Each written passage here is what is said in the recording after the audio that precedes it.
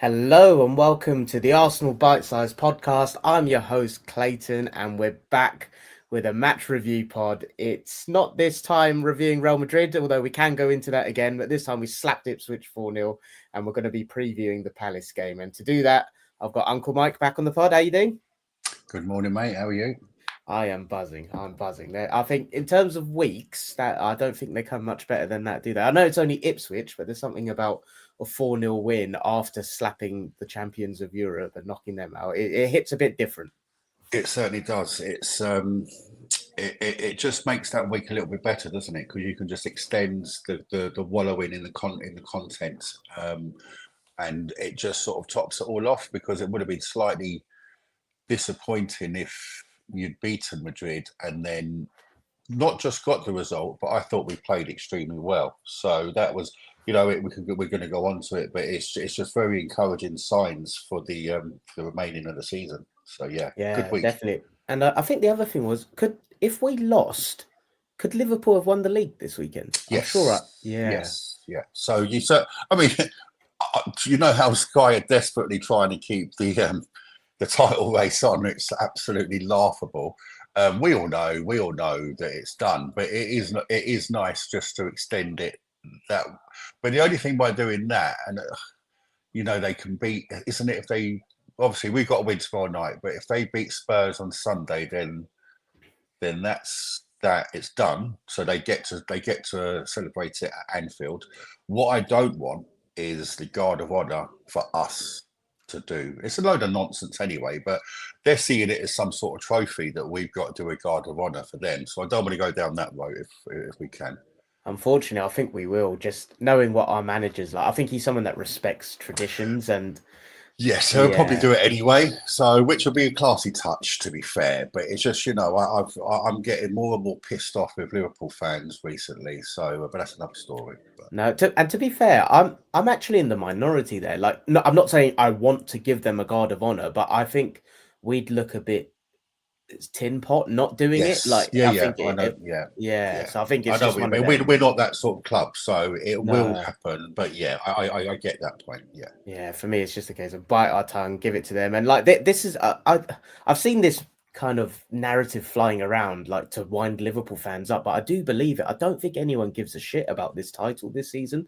no, And I think that hurts them. And well, give there them was that. no coincidence. Did you see the signing of the announcements of the two signings? Were the day after the Madrid tie? Do you think that was intentional then? Yeah? Absolutely, of course.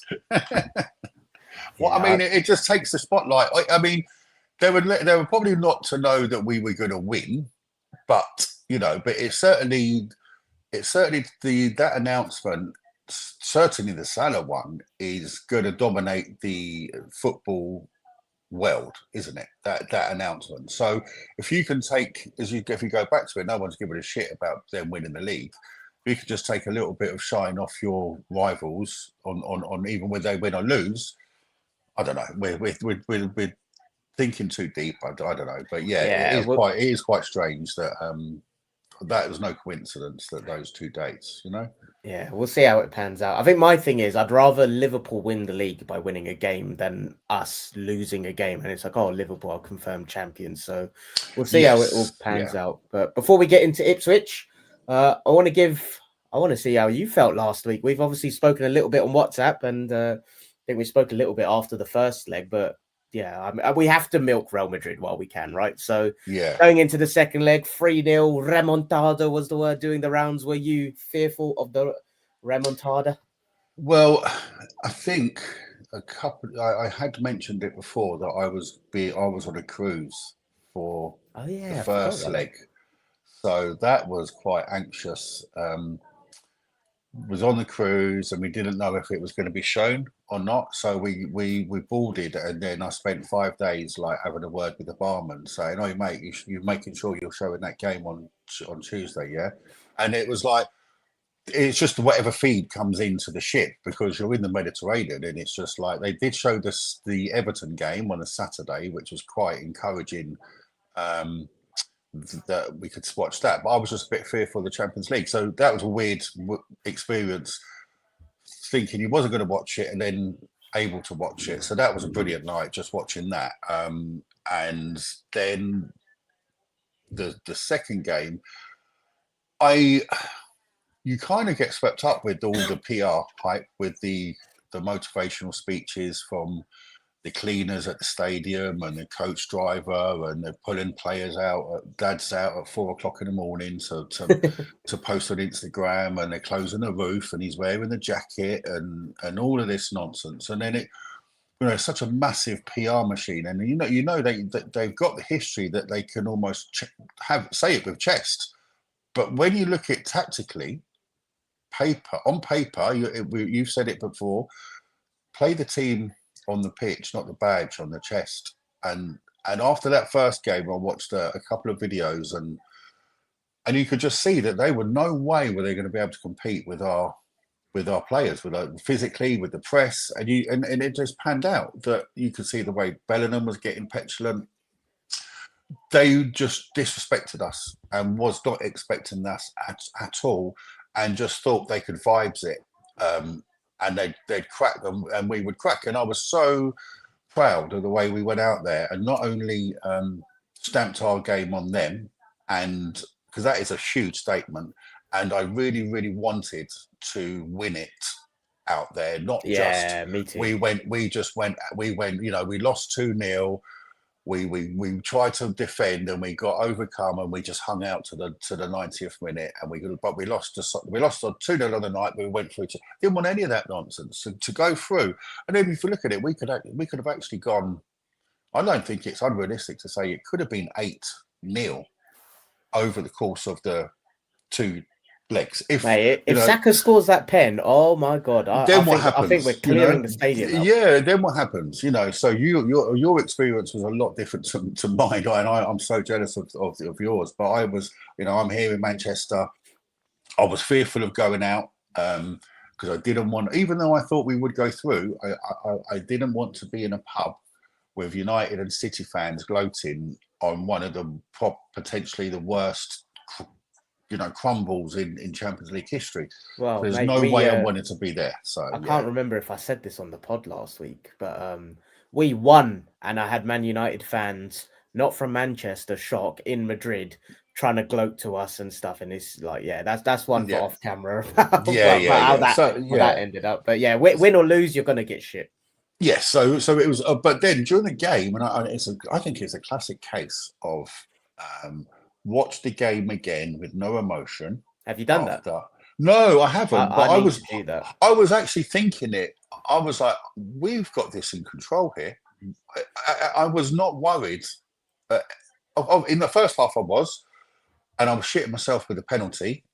Soft penalty for us. That was, but you'll take it. And that was. I don't think we all know that was definitely not a penalty for them. But it was just the fact that it took a referee to stand up and go, because I think if they scores then, if they get a penalty then, it'd be interesting to see if we would have been able to withstand it. I personally think we could. But when we got to 65 minutes, Saka gets that goal. I'm like, this is tranquillo, mate, tranquillo. So it was. I wasn't worried. At the end, and it was just what a night, and that's to be there. And it's one of those, we're all going to look at that in 25 years time and say, where were you, what were you doing? And you to be able to say you were there, mate, that's something. Yeah, definitely. It's the sort of night I was dreaming of as a kid, watching in 2006 from my settee with my dad and stuff. So yeah, very, very privileged to have been there. Before we move on to Ipswich, sense check, how are you feeling about PSG? We're going to do a full preview next Monday with a Scott Dream Team Professor. So if you're watching and want the PSG preview on your inbox, subscribe to the channel so you don't miss that. But what's a sense check on how you're feeling for that? And then should we get to a final, where's your head at? Well, the hotel's booked for Munich, mate. So that's what's mate. That's where that's where I am with this. Mate, they're so expensive. Yeah, I know. They're so expensive. Must be all those. I don't know. I think it'll go. I think there'll be a flurry of cancellations all round after when we know what's happening. But I just thought I've got to have somewhere. If free cancellation, why not? So I've got somewhere. So for 4 people. So you got your names on it if you want it. So all right, nice shotgun. So there's 4 bunk beds, man. So If we win the Champions League final, I'm not even going back to the room. in my own bed. we ain't going back. We ain't going back to the room. I'm telling you, but it's there just to leave a bag. So anyway, the matchups. I think it's one of those. I was absolutely crapping myself that we would get Villa. Me too, actually. Yeah. And I just could not have. It was funny because on the cruise there was a load of Villa fans as well. So their game was the next night, and there was actually a couple who the woman was an Arsenal fan. They live in up in Lichfield or whatever, and she goes down to all the games, and her husband's a Villa fan. So we were all celebrating on our game, and the next night, of course, we watched their game, and that 3rd goal was the goal that killed them. And I was saying to him, it would be such an Arsenal thing that we beat Real Madrid and we lose to Villa. And I'm convinced that would have happened. So I was very pleased that Villa went out. I think the matchups with them suits our game, just like the Atletico Madrid, Real Madrid matchup suited us. So bring it on, mate. Bring it on. So how do you're more the tactics guy. You can talk through. That's obviously coming up in the preview, but on just as a snapshot, is that who you wanted? Villa or PSG over Villa? Yeah, I feel similar.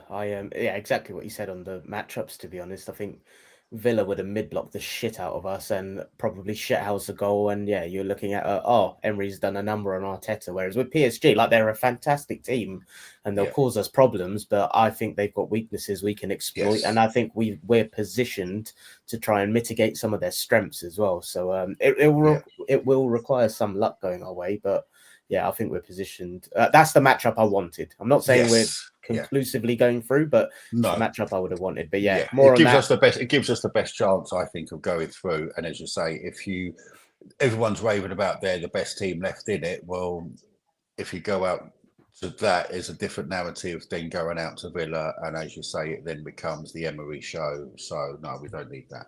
And 30-second max answer: should we get to a final? Who do you want, Barca or Inter? Barca. Enough for said. The same reason. The same reason. I think. And anything to do with revenge? Absolutely. Well, that would be very, very, very sweet. Seeing as I was at the 2006, so there is redemption is needed. We need to do a job on them. I still can't watch it. So yeah, Barca all day long. Even though it's probably they got some weapons and a massive threat, but defensively they're leaking goals. So bring it on. Let's do it. And I think that'd be fantastic. I think that's the game that I would hope that the neutrals would want to watch. Yeah, I think I could see neutrals wanting either Arsenal or PSG against Barca. Yes, no one wants an Inter-Arsenal final. No, unless you're George Graham. So. Yeah, yeah, very true. But yeah, we're 13 minutes in, so let's move it on to Ipswich. Just before we do, we've got Greg in the chat. Amazing that the whole team returned fantasy points apart from Saka. Is the Clayton and James show on tomorrow? It is indeed, and I think the Euro Focus team is actually PSG. So part of my prep for next Monday, I'm going to be prepping on the history of PSG, which, I think they were founded quite recently, so I don't think it's going to be a long one. Greg also says Emery is a shithouse, and 2006 he was pissed about the Campbell disallowed goal. Welcome to the show, Greg. I don't think I've seen you in here before, so yeah, welcome. Make your thoughts known, and if anyone else like Greg is watching and new around here, subscribe to the channel so you don't miss future episodes. Ipswich, what we'll do, we'll start with the lineup. So obviously, there were 3 changes, 2 in the fullback area, and then Trossard came in. So Zinchenko, White in, Trossard was in. Who dropped out? Obviously, the 2 fullbacks in Timber and Miles Lewis-Skelly. Who did Trossard come in for? Partey. And that's where I was going with that. Do you think this lineup, minus the fullbacks, so midfield and attack, was him trialing something ahead of PSG with a suspended Thomas Partey? Yes, I do. Yeah. And why wouldn't he? It's we don't think it was just about the right level of rotation, wasn't it? That it sits your 2 fullbacks down because they are, and that will be talked about in the preview. They are your counter weapons against that PSG side. You want to be pinning them back and give them something to worry about. And who are your two best players to do your footy is Skelly and Timber. So it's an interesting one with the party one, though. But it was good to see that, you know, you could see that it was actually Marino and Trossard were sort of drop one, but they would alternate, and one would drop back. So it wasn't a set. Trossard was the 9 or false 9. You couldn't actually tell much difference between what their positions were normally, you know. So yeah, got a really nice graphic that illustrates exactly what you're saying there. For anyone listening on audio, we've got the passing network. So obviously this is just in possession from minutes 1 to 62, but this is from Mark, our stat spot, and exactly what you're saying there. And when I see this graphic, so it's basically, yeah, it's our formation, it's all the distances with players, and you can see Marino and Trossard, they're basically just horizontal from each other. And it's exactly what you say there, the kind of constant rotation in and out. But when I see this, I just think of that Liverpool game when we beat them with the first time we saw the kind of double 9 with Havertz up there. And yeah, I think so complete transparency, I couldn't watch the game this weekend. I haven't announced this on this show. I'm going out to America this summer to coach soccer, as they call it out there. So I had my training weekend this weekend. So unfortunately missed the game. I've seen the extended highlights, match of the day and stuff, but relying on Uncle Mike there. And yeah, what you just said there about Trossard Marino drifting in and out is, yeah, it was illustrated in the data. And I think, is that something that you're expecting to see against PSG then? And it was really interesting because if you look at I don't know if you've got them, but if you got the pass numbers, like Odegaard, who played very well, actually, Odegaard was looking back to his normal self, just with his passes and he played over 70 passes into the final third. He was lots of touches. Again, the link up with Saka and White was good, but Marino only had 11 passes, okay, but they were very, very effective. So you look at it, and he was like, I think he could have been up there for man of the match. Who's that? Sorry, Marino. Marino, yeah, because he was, with the assist. I think he's just turned into such a good player, such a good squad player. Of the role he just performed I just think is fantastic. So yeah, so I think we need to come up with a plan for PSG, don't we? And it seems that this is what he's going to stick to with it because he had to adapt because of the party missing that first game. So what are your thoughts on, is that the lineup that you would keep, or would you have anyone else in there before the PSG game? Yeah, just before I answer that, you asked if I've got the stats for passes and stuff. I don't have it for everyone, but Mark, our stat spot, had something about Odegaard, and everyone was saying that Odegaard was like back to himself, and we'll speak about that. Is that something to do with the triangle of Odegaard, yes, White and Saka? But yeah. Odegaard here, for audio listeners, for those watching on YouTube, you can see it, 103 passes attempted, 90 completed. Good stats on the expected threat and the threat received. His progression via passing and carrying. This probably doesn't sound anything amazing or anything that you can understand in isolation, seeing 11.03 progression via passing, 8.61 via carrying. But when I show you this slide and you just see him out on an island in terms of it for the game, and for the audio listeners, it's a axis, X and Y, passing and carrying, and Odegaard's just out on his own in the top right. So absolute masterclass from him. And yeah, like I said, we'll speak about whether that was due to opposition. Was it White and Saka as a familiar triangle? But in terms of lineup, yeah, I mean, as soon as I found out that Partey was suspended, I straight away went to, okay, drop Marino into midfield and Trossard up top, because I think, again, I don't want to make it too PSG specific, and I do want to look at Ipswich, but just thinking about that, it's the physicality you then have in midfield of Marino and Rice. I think Trossard is actually a really underrated presser as well. I think he works really hard off the ball, and for whatever reason, I don't think people associate that with him, but I think he's really good at pressing from the front. I think the ability to manipulate and maneuver space, like you just said they did against Ipswich, I think will come in handy against PSG. I think Marquinhos is very good, but he's got moments of vulnerability in him where he can be dragged out of position. That Pacho, I think he's physically strong, technically, tactically. I think he's got vulnerability. So that's straight away where my brain went to. Yeah. But in terms of this game against Ipswich, I mean, from all of the data I've consumed and stuff, it sounds like Trossard, Marino, Rice, Odegaard, you've mentioned. Were there any other standout performers you want to... Zinchenko. I think Zinchenko played well. Just came in. You know, I respect him because he's same with Kivior, but certainly Zinchenko is he has seen he's had to put his house up for sale because he's going in the summer. You know, so he's seen Miles Lewis Skelly come in and take his shirt. So, but to still be professional enough to do that, to be ready. He's not moaned once. He's come in. He's seen Skelly do what he's doing, and he just came in and played a game like he did. And that's what Zinchenko should be used for now, is for games like that. You know, so you should. He came in, done a job. He was almost unlikely to play in the left 8 position because obviously Marino and Trossard were doing their thing. They were doing or dropping, going up top. You're not on mute, mate. Oh, fucking hell, am I not on mute? I'm sorry. I'm so sorry, everyone. I thought I muted myself there. Sorry, carry on. So yeah, he's I like Zinchenko. I think he came in and did a job.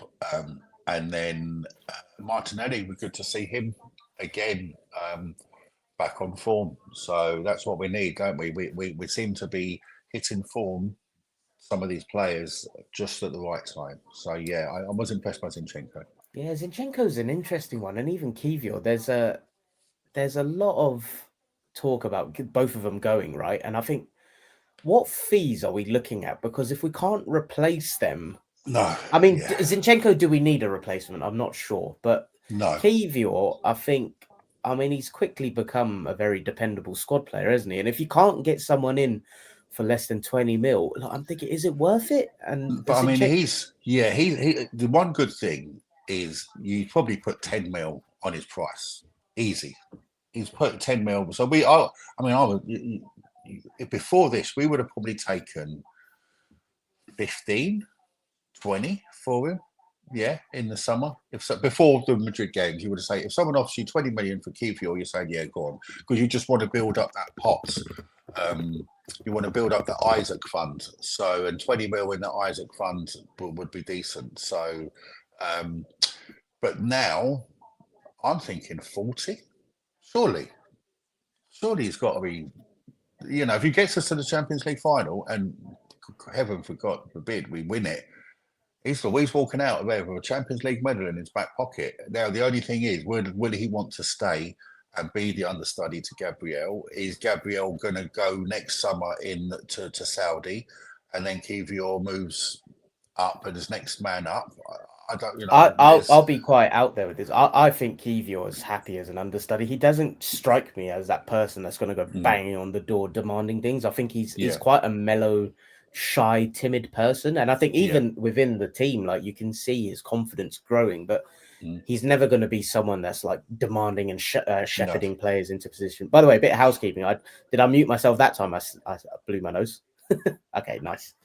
Sorry about that. But yeah, I think, yeah, that's one for another day, I think. But like, the job he's done, and like you said, Zinchenko, I'm going to confuse the goals here, but there's one where he picks up the ball, just pings it nicely across the pitch into Odegaard. There's another one where White does a crossfield pass into Martinelli. It goes back into Zinchenko. He then does a crossfield pass to the other side, and they both resulted in goals. I'm confusing the two of them, but yeah, really good. It was flashbacks from like 2023, 20, or was it 22, 23? 22, 23, yeah. With those boys as your fullbacks. And, you know, there's an argument, you talk about it, but does having White, that pod on the right-hand side, is that the key to unlocking our creative issues that we've had previously? Because I think that was... I mean, I'd be interested to know how many games that right-hand pod has played this season together. It would certainly be under 10, I would imagine, that all three have played together. And, there's your debate. I mean, Timber's your better defender and will lock up any winger in the world. I'll put my money on Timber. But is there more of a chemistry? Well, there is more of a chemistry between that right hand pod. There's no coincidence. We go away to it is Ipswich, but they were purring that right hand side. Odegaard was looking good. Saka, despite being only 60% fit, was unbelievable. I think it's different horses for courses. Of right? course, and that's what we'd end up doing. doing, won't we? We'd be playing and that's a debate for next season, isn't it? But for this season, for the remainder of the season, is it White in the Premier League, and Timber you just keep him for the Champions League, and you bring him on 20 minutes for the last 20 minutes. Did Ipswich park the bus? Did they try to come out and play? Not really. They were, but I mean, they are. I think we were so dominant that it was very difficult to see what.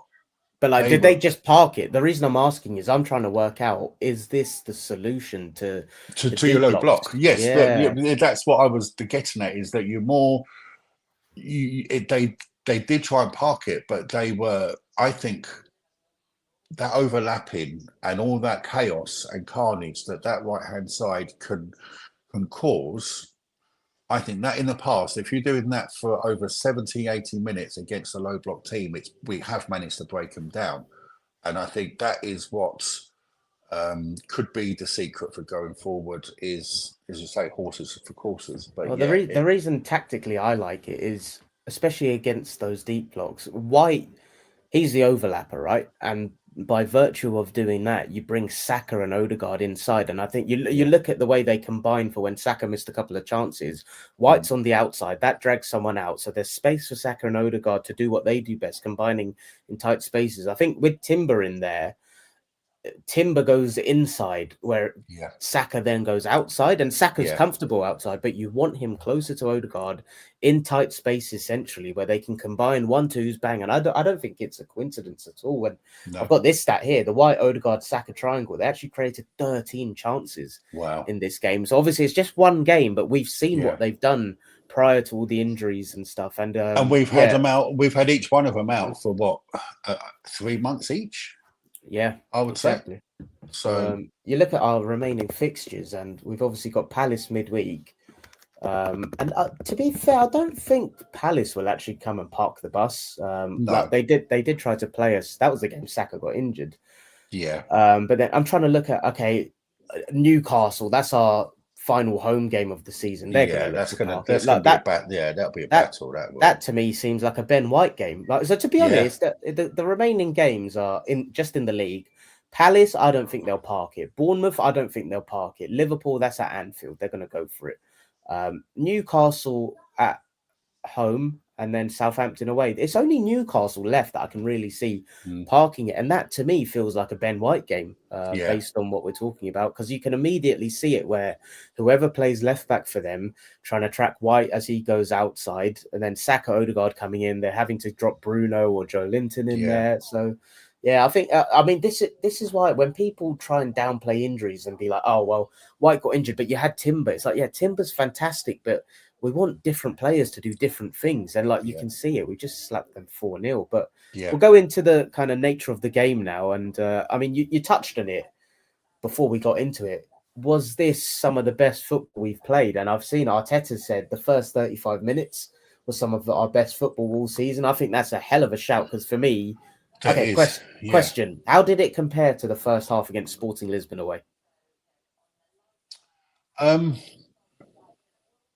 I think Sporting Lisbon away was better because of the context of, Sporting Lisbon away in the Champions League. So, and the quality, the level is certainly higher than Ipswich.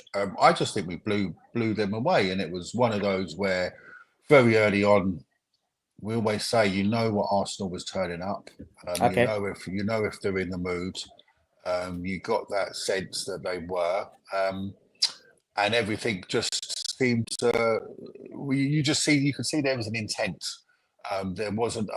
They've got momentum coursing through their veins. You know, they are all chomping at the bit to play. They're chomping at the bit to be selected. They've got. I mean, this is what we wanted. We wanted our season to still be alive. You know, we all gave up hope with the league, quite rightly, because we're not. You know, we had to be realistic. I gave up in February. You know, but we could have. And now we could be reviewing a game that I honestly believe if we hadn't have beaten Madrid and it be in the position that we were, this would probably be a turgid 1-0 win. Because we've seen us go through the motions. But I think where everything is, they all seem to be hitting a bit of form. The players are coming back into it, like a Odegaard, you know, and we saw Martinelli, and then Saka, and that guy is he's just getting better and better. So, you know, some of the positions he's taken up, I just think it was an off day for. Could have had a hat trick. So the 2 assists, but there weren't assists. But yeah, I think it was just a very good day to go out. Probably you're not playing. I mean, Ipswich try and play football. They're not a you know. So you are up against a team that does try. We could expose them, but yeah, it wasn't. It was a surprising comment from Arteta to say it's probably the best half he's played, but I think it's probably in the context of you've gone from the highs of the Bernabeu to suddenly playing at Portman Road on a Sunday, so you know, people with 6 fingers, and then, but yeah, so I think it was a very good performance. So yeah, Marsh is in the chat with something I was literally just about to say. I can't think of another manager that gets so many compliments as regularly from other managers as Arteta. Always gets praise from other managers and puts a lot of the fan opinion in perspective. Yeah, so for people who haven't seen, Kieran McKenna said, he basically said that was the best that they've come up against. You've got managers like Thomas Frank consistently praising us. And I think for me, like this is something that's kind of happened overnight and we haven't really spoken about it. Do you remember when we used to rotate? The level would just drop and it would be like really lacking in fluidity and stuff. Like now, we've hit a point where even now, without our first and second choice centre forward, we're just seamless. Like even at the Bernabeu, and I think that's something that's happened overnight because it was around this time last year, April, we played Luton at home and we made 4 or 5 changes and we didn't look good, and it was expected. But I'm just looking at a year on. And we're making 2 changes in the fullback areas. We're manipulating our midfield and striker. And I just find it absolutely incredible. But yeah, you spoke about Arsenal kind of setting the tone and seeing what Arsenal you were going to get in the first 5-10 minutes. And then, yeah, Arteta speaking about the first 35. In terms of the stats from the overall game, according to Mark's model, their XG was 0.16, which I'm not sure how, because I'm sure I read they didn't have a shot on target, so I'm not quite sure how that's happened. I guess they had a couple of pot shots, but our XG was 2.53. The threat, ours was 2.47 to their 0.54. Possession was 74.3 to their 25. Field tilt 92.8 to their 7.2. Like I said, they had no shots on target. We had 24 shots in total with 70 touches in their box. It's absolute control. And people take the piss out of field tilt, but I always say it, if by law of averages you're playing that high up and aggressively in the opponent's thirds and sometimes in their own box, you're gonna convert. And I think the nature of that or get a penalty or a free kick on the edge of the box. You know, it's going to give you some moments, isn't it? Right? You know, so it is a good indication.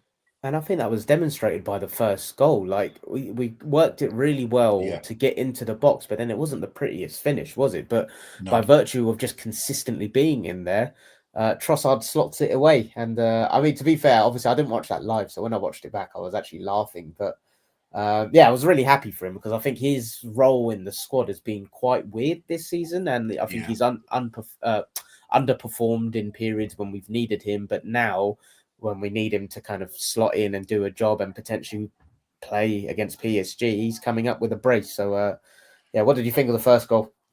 And do you think he's better? I prefer him as in that false 9 rather than as the Martinelli replacement. You know. Yeah, I've said that for ages because I look back to Gabriel Jesus as our number 9, and Trossard for me, profile-wise, is the closest you get to that. And also, the one thing that really annoys me about Trossard out wide is I feel like he runs centrally into blind alleys a lot, and I feel like when he starts centrally, he's able to go left, he's able to go right, and it's like the blind alleys become open. He doesn't run into them. He's leaving them. And I think that's what he does best. But he's really good back to goal. He's good at finding space. I think his football intelligence, you spoke about the way he combines with Marino. I think I really prefer him centrally there, to be honest. What about you? I think that's going to be a real, that could turn into a nice partnership, that Marino and Trossard, because they're both intelligent players. And it's almost like now Marino's had the sort of the last 8 games of played in striker, that he's learning. He's from what we hear, he's a very, very quick learner. He just wants the information, wants to do his job better, is eager to learn, and that by switching it round, he's now probably got a bit more of a better understanding of what he can bring and help Trossard. So that could be a nice little combination, those two. So the first goal, Saka's just unbelievable with what he he had about the absolute toast.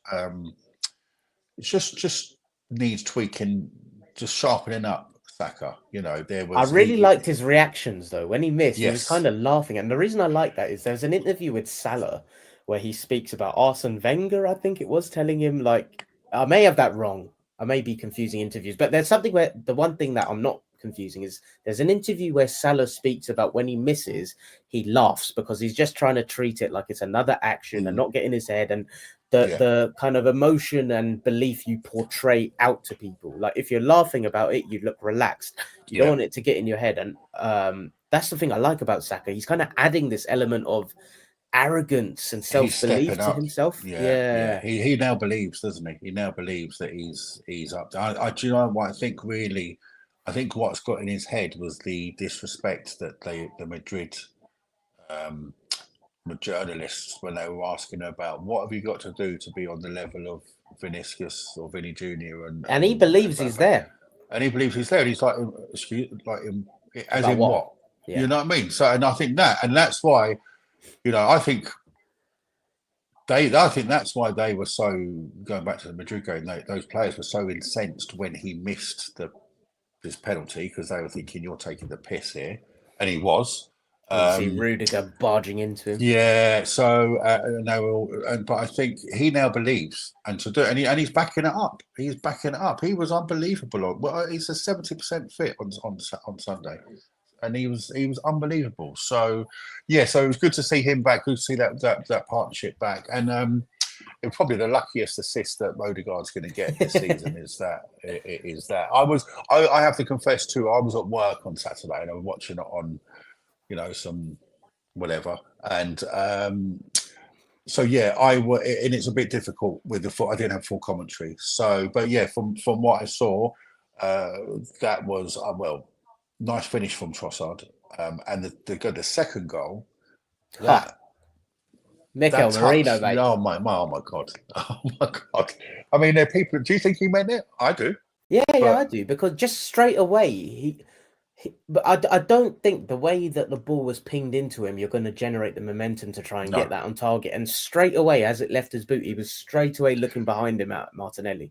Because who do you think's the best finisher at the club, Marino or Trossard? Oh, Trossard.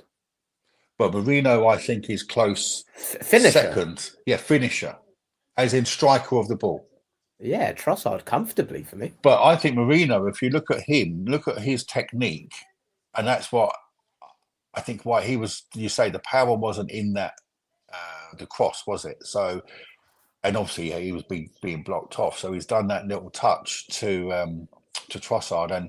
And that's what, it's nice that Trossard has found his shooting touch again, because he's only scored 2 goals this in Christmas, Oh, really? Only 2 goals. And before Saturday or Sunday, only 2 goals. Oh, wow. So we think that he's like, he had a couple of returns. He was with a couple of crosses and a couple of assists, but he's actually only scored 2 goals before the weekend. Since Christmas. So it was good to see him get that. And it was another Martinelli goal. That was nice. I mean, I'm just glad it was him, because in a week where that song I can't get out of my head, the Martinelli Bella Ciao. We can't sing it though, mate, because Liverpool invented it apparently. I know. We need permission, and we're just waiting for the permission to be approved. For Arsenal. I'm going to bed hearing that song. I'm waking up hearing that song. It's everywhere. So it had to be him, and I'm delighted for him as well, because I think there's a lot of our players that in adversity have had some rough periods this season, and I think he's one of them. And he's got his moment at the Bernabeu. He's now coming in clutch with the second goal here, and you said, great touch from Marino. We did have a few other chances, to be fair. I'm going to get the timeline of these mixed up, but Marino had his header, which was it was amazing corner from Saka. Marino probably could have scored. Obviously touched on the Saka chance, but we were 2-0 up, and then the horror challenge from Leif Davies. Now, one question I want to ask you, because I didn't particularly have any and I don't want to generalize, but I'm going to. I didn't particularly have any strong opinions on Ipswich as a football club prior to Sunday, but I must say, from everything I've seen about how their fans in the stadium were treating Saka and the nature of the challenge, I'm just like, get fucked. See ya. Like, you're getting relegated. Suffolk Stoke, mate. Suffolk Stoke. Fuck off. But so it was disgraceful. I mean, do we even need to say anything on the challenge other than it was a disgrace? Like, I mean, but then you do. But then you go online with bad place. But then it's like Ipswich fans defending the challenge, and I'm like, come on. I'm just, what world are you living in? Yeah. I mean, we all want to defend you'd like to think you defend your players, but sometimes you've just got to hold your hands up and say, that is a disgraceful challenge. He threw himself up 5 feet up in the air. He was up straight away, sprinting. I'm just glad he's all right, because that was awful. And this is the problem, though, isn't it? That Arteta has, is that we all fear that something like that could happen, but we also need minutes in his legs for PSG.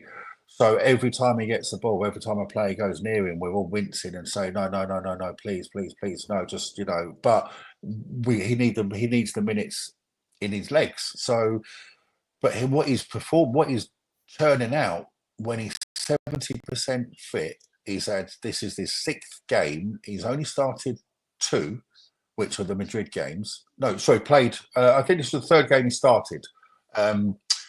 It's unbelievable and you look at it and go, has it been? Normally this time of year we've got a fatigued Saka, someone that's been very, very overplayed, and then it's been shit that we've missed him for 3 months. But he's coming back fresh. He's coming back strong. He's not got 3 months worth of football in his legs. He's got 3 months of training, of rehabilitation. So we've been in April before when he hasn't had that burst of pace against Bayern Munich last year when he was absolutely knackered. So is this the best thing that could have happened to Saka, to give him a sit down for free? No, obviously we wanted him fit, but you know what I'm trying to say. I know what you mean. Yeah, I mean, but I just did. So he is. I'm not going to quite be on that page, just cause I really think with him, I think we would have nipped this Liverpool side if I'm being honest. Yeah, I agree on that. I do. But then would we have been doing it in both competitions? No, I never know. No, but, we're not. We can't do that at the moment. We haven't. Well, our floor is not high enough to. It's getting higher, as you said. But next year, with what Marsh is saying, visions of Morpheus in the Matrix, he's starting to believe, mate. If we do what I think we can do next season, bloody hell, that is along the lines of what I'm thinking. But a couple of things just I've seen just while we cover off the goals. The first one was actually our 100th goal of the campaign so far. Obviously not in.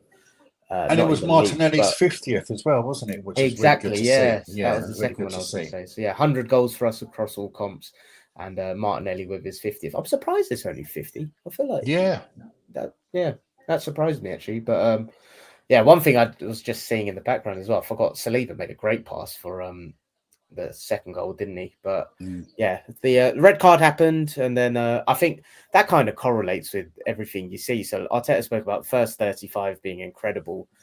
We were 2-0 up. That's when the red card happened. And then you can even see it in the graphic, like the kind of cumulative chances kind of flatlines a bit. And I think that's the nature of you're 2-0 up. They're down to 10 men. You just knock it around. You cruise. We get into half time, about 15, 16 minutes after half time. We make a couple of changes. Nwaneri and Lewis Skelly come on for Saka and Marino. Saka gets his ankle all iced up and everything. And then we get the third goal, which I think it was a set piece goal, but a really lovely manipulated one. It was involved Trossard to Odegaard, I think, who then went to Rice, and Rice slots it nicely into Trossard, and what a finish that was. And you spoke about Trossard's kind of quiet patch, but he's got 11 goal involvements, and wait, let me read this.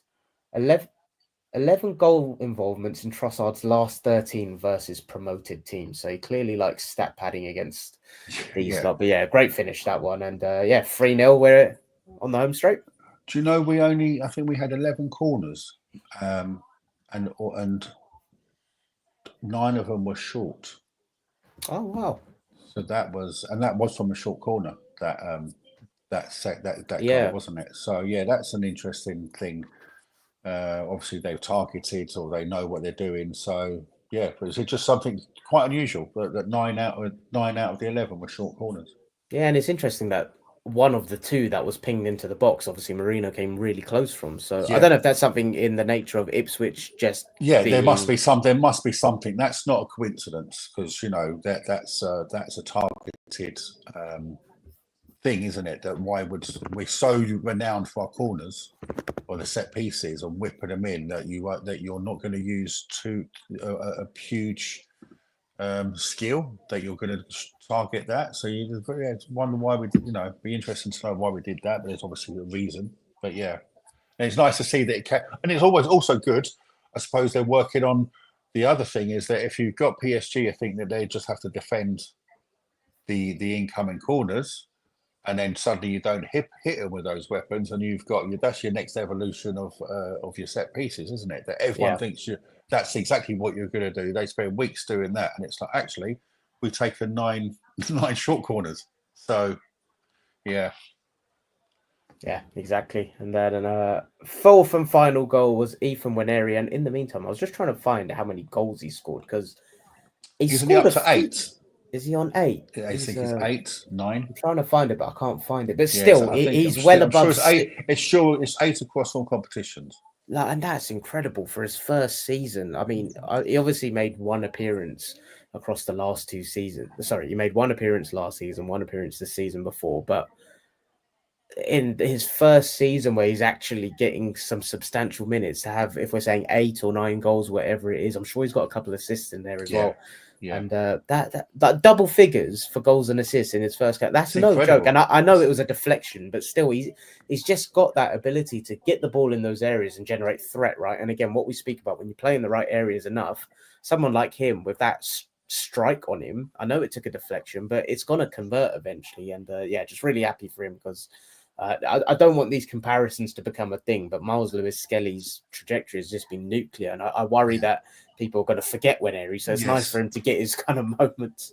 Yeah, I was going to say that, because if you start the season, they were almost parallel, wasn't they? Where it would become the more of a buzz was about Ethan, and then suddenly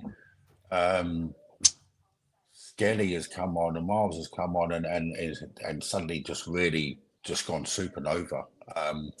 And it's nice that he's still got time. There's still, he'll have his moments, and it's still good that he's coming in. He's getting Sterling's minutes, isn't he? Yeah. he's become the trusted one now.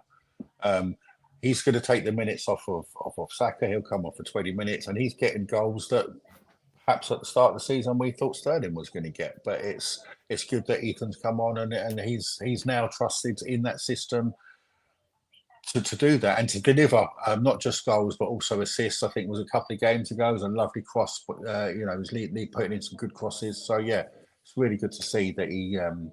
Because again, he must be looking at that thinking, they all want to be involved, don't they? They all want to be involved. 100%. So And I think, well, we'll talk about it in a minute. We're going to turn to Palace in a second. But just before we do, one person I want to shout out. You spoke about Nwaneri taking Sterling's minutes. Sterling did come on, but as did Kieran Tierney. Kieran Tierney came on for his 100th Premier League appearance. And I tell you what, there would be nothing more poetic than winning the Champions League. Do you remember that season we first started going for the Champions League? We finished 5th, but the song started, didn't it? Super Mick Arteta taking us to the Champions League. Tierney at the back. If Tierney is involved in his final season, the year we win the Champions League, that would be a full circle moment. And another one that I think is worth shouting out, obviously Butler Oyedeji came on with a few minutes to go. He had a good effort. But yeah, that I think would that have been his Premier League debut? I know he came on in the Champions League. Premier League debut. Yeah. So nice few cameos and appearances and stats there. Final few facts and stats before we move on to Palace, which wraps up pretty much the perfect Sunday at Portman Road, assuming Saka's not damaged too seriously. This was the 16th time that we've won a Premier League game away by 3 or more goals under Super Mick Arteta. Only City have done that more times since Arteta took over. Wow. We're unbeaten in our last 12 Premier League away games. It's our longest run within a single season since the 08-09 campaign.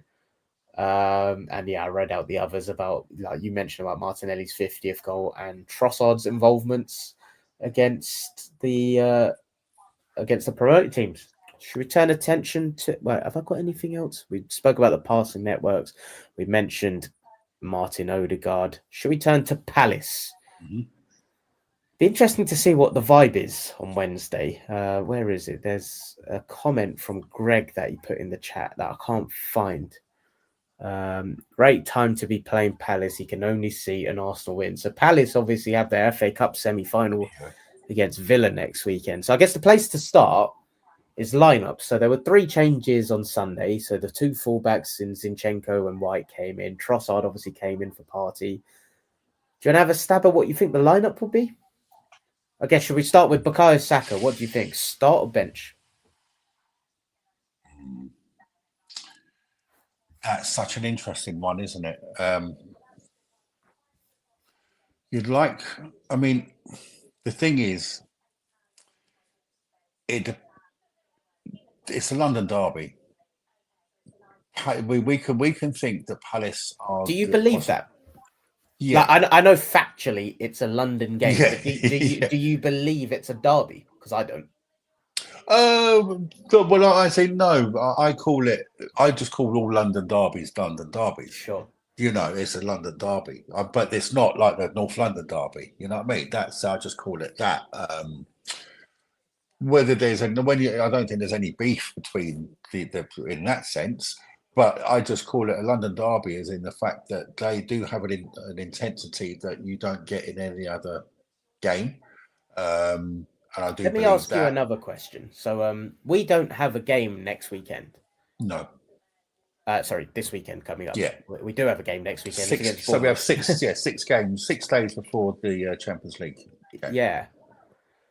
So do you think he goes and makes changes and looks to just kind of keep people in cotton wool, or do you think he goes and gets, like you said, there's 6 days there, he gets everyone out there to build that rhythm and get them ready for PSG? I think let's start there and work backwards. Yeah, I think that, and then that's where you look at it, and then you've got to almost look at, well, who's going to get the 30 and who's going to get the 60s? Because that's what it'll be, won't it? 30s and 60s is what you're looking at. I'd say Partey gets the 30. Okay. Not the 60. I think 60 just because he won't play next week. But yeah, okay. So yeah, I see. You do yours. I'll shut my mouth. You do yours, and then I'll do mine. I'd say White starts. And unfortunately, I don't think you can, as much as I'd like to rest Saliba, but I just don't think he will. So I do think it'll be the same. I actually think it'll be. Could Kieran get a game? That possibly. You know, I actually thought I'd throw that in. Yeah, and I think I'd start Saka. I think. Do you think so? You would start Saka. Do you think Arteta will? No, I think Arteta will start Saka. Okay. You know what? I'm going to say. I think it's what we spoke about at the beginning. I think it could be the same team that starts the game. Just to give them that fine. It's such a balance, isn't it? Because there is that you need to wrap them up and cotton more, but you also need the momentum. They're chomping. They want to play every 3 games. He's conditioned them to play and be ready mentally and physically every 3 days. So they want that. But then you only need one challenge, and it's whether that's why I go reference to the Palace game is the intensity. Will they rotate, or are they playing for cup semi-final places? Palace, I think they'll rotate. Yeah, I think that. I mean, You think they'll rotate? Yeah, in the league they're 12th. They're safe from relegation, and they're not quite close enough to get Europe. So I think FA Cup semi-final, that's their season now, in my opinion. Footy Corner TV's in the he's in the chat. He's saying the exact same. Palace have the FA Cup semi-final 3 days later, so they'll probably rotate. We should call it the rotation derby. He's saying Calafiori may be back. I haven't obviously not seeing Arteta's presser, but yeah. Yeah, I think maybe it's one again. Does Kieran, does he get a game? I mean, would you? It's a tricky one, isn't it? Would you play Neto? No. You don't want to rotate. You don't want to rotate that much. No, not. I don't think we need to. Just we still want to win the game, in my opinion. I think there's because Arteta doesn't throw games, does he? He still would want to have a win in there. Build. There's something in it. Just building like self-confidence and self-esteem. Okay. Like you do something enough, you get the kind of. So you think Trossard starts against PSG? So would you do the same? I'll do what I think the 11 will be against Palace. I think it will be. Footy Corner says, "God no to Neto." So I do think Palace will rotate. I think you'll see the likes of like Nketiah starting and stuff. Maybe an Eze or a Sarr, one of them getting a breather. Not sure, but like they've still got decent options. But on us, I think it will be Raya. Did Timber come on at all? Timber got a full rest, didn't he? No, he did. I think he did come on. I'm sure he come on. No, he didn't. Did he not? No, so it was Butler, Oyedeji, Sterling, Tierney, Nwaneri, and Lewis Skelly. Mate, so I think he's on my bench boost as well. So yeah, I think it will be Raya, Timber 60, White 30, Saliba Kivior, because I think there's 6 days there. Yeah. I think Tierney's going to start the game. Lewis Skelly's going to get 30, similar to what he did on Sunday. Yeah. Now, midfield. I'm torn. I'll tell you my thinking before I give the decision. I'm torn between him thinking I want to trial that midfield and attack again before PSG versus Thomas Partey isn't going to be available. Do we just give him some minutes? Yeah. Because it's almost weird that he gave him the rest against Ipswich. Yeah. But I guess was that because it was straight after Madrid? So was it punishment? Possibly. Do you know what? Fuck it. I'm going for it. I think he's going to roll out the midfield and attack. He's going to go for against PSG with a caveat. I don't think Saka's going to start. I'll tell you why in a second. I think midfield and attack will be the same. I think it will be Rice, Marino, Odegaard, Trossard down the middle, Martinelli on the left. But I think Nwaneri will start just because I don't think he'll take any chances with Saka. Yeah. I think he'll give Saka like maybe. Remember 20. Against Everton, he came on at half time. I could almost see him doing that. But I 45 to 30. So I think Raya, Timber, Saliba. I was going to say Gabriel. Oh God, I miss him. Kivior, Tierney, Rice, Marino, Odegaard, Nwaneri, Trossard, Martinelli, and then I can see subs for like White coming on, getting some minutes, Saka coming on, getting on some minutes. Sterling taking minutes off someone else. Like Marino got subbed so early on Sunday, and that's what I'm going with. Do you think the Tierney shout, because would you be, he would be playing his traditional role, wouldn't you? He's not. You don't think he's not going to ask Tierney to come in and do what he can't do. That's why I've gone. I only think you've got Timber, because by doing that, you're allowing Timber to do that. Yeah, I only think Tierney works if Timber plays. Yeah. And in the same way, I think White. I know we've seen Lewis Skelly and Timber together, but I think we saw it with Zinchenko and White. I'd love to see it with Lewis Skelly and White, to be honest. But yeah, that's what I'm going with. What about you? I think I think it's, you can't look at the opportunity in a nothing-ish game with very little jeopardy in the Palace game, unless you're worried about handing the title to Liverpool. But you've got a perfect opportunity to sort of trial that again. It worked well. Is there anything that didn't work? There will always be improvements that he'll want, and you've got the perfect opportunity to roll that out. And then 6 days later, you're at home again, with the chance to rotate one or two pieces in that you made just as the 60-30 swap, or as you say, Saka could potentially come on at half time. I think it's. I would go with pretty much with what we said. It's all about the fullbacks. Keep them out, and like Skelly, I would keep out. And then, but I would play.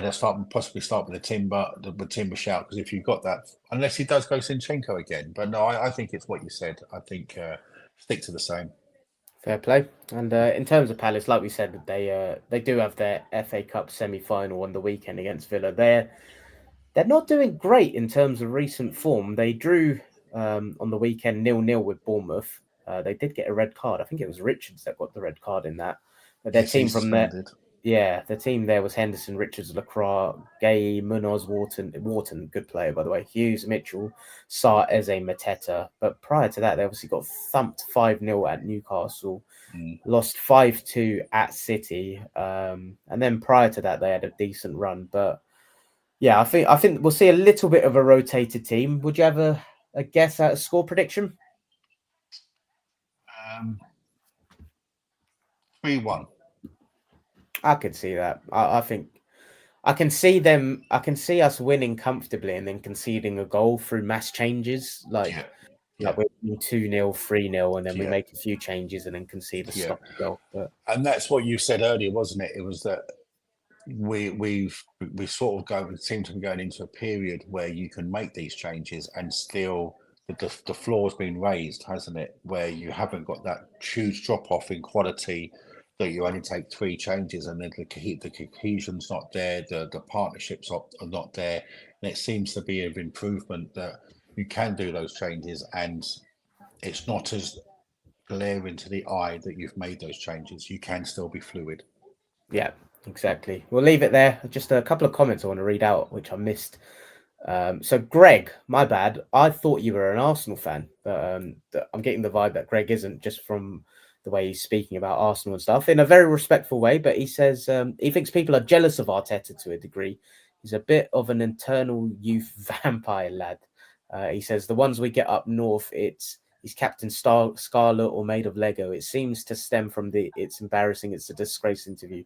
Greg actually likes Arteta. He's a championship manager 03-04 and fantasy football legend to him. Greg, legend, mate. He's also put in a comment that I'm not going to read out, but he dated a girl from Manningtree once.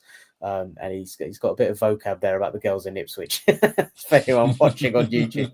Yeah, Greg, welcome, mate. Thanks for tuning in.